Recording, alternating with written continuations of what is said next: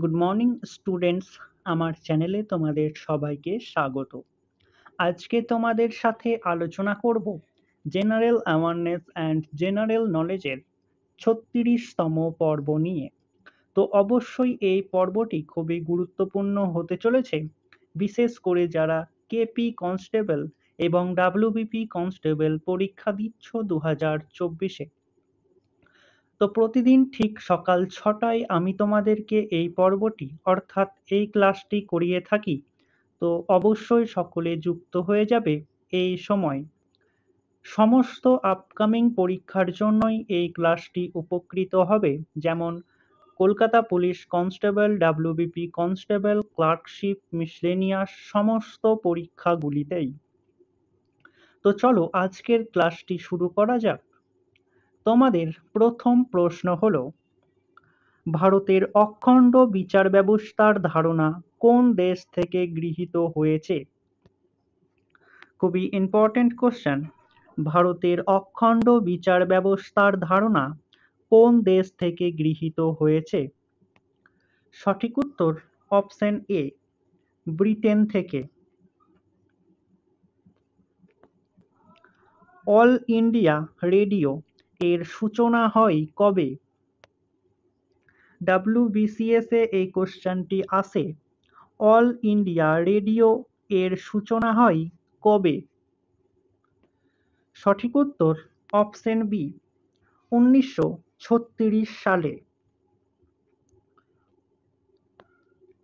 রামচরিত গ্রন্থটির রচনা করেছেন কে? খুবই ইম্পর্টেন্ট কোশ্চেন। কেপি কনস্টেবল এবং ডাব্লিউবিপি কনস্টেবলে এই কোশ্চেনটি বারবার আসে।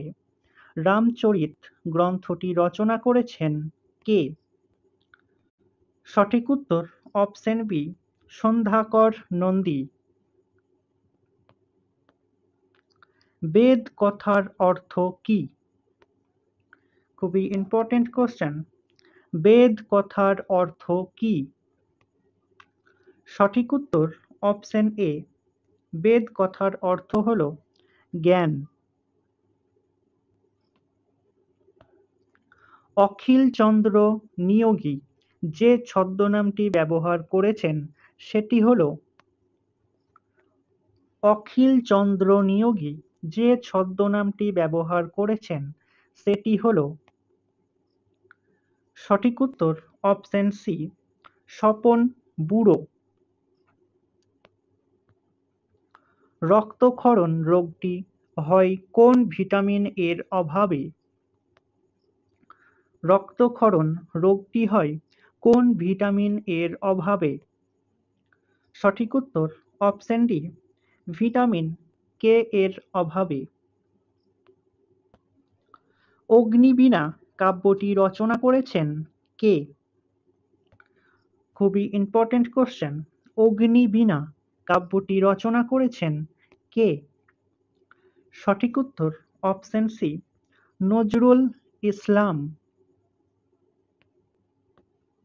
মানুষের ক্রোমোজোমের সংখ্যা কয়টি? মানুষের ক্রোমোজোমের সংখ্যা কয়টি? সঠিক উত্তর অপশন ডি, 23 জোড়া।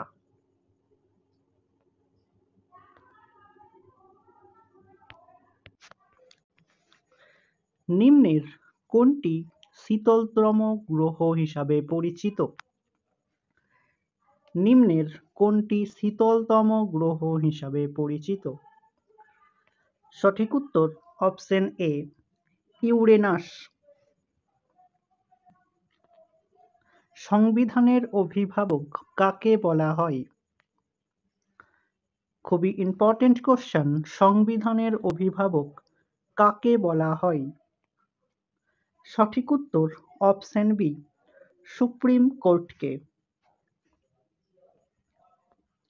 সর্বপ্রথম কোন সালে জনস্বার্থ মামলা হয়েছিল?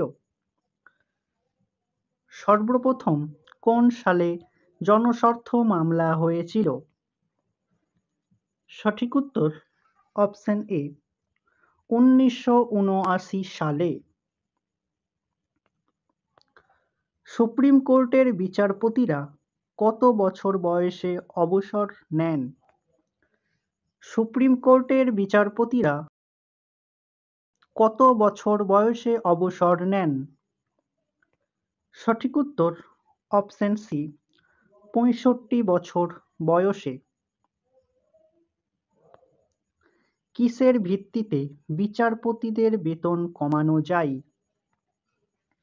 কিসের ভিত্তিতে বিচারপতিদের বেতন কমানো যায়? সঠিক উত্তর অপশন বি, আর্থিক জরুরি অবস্থায়।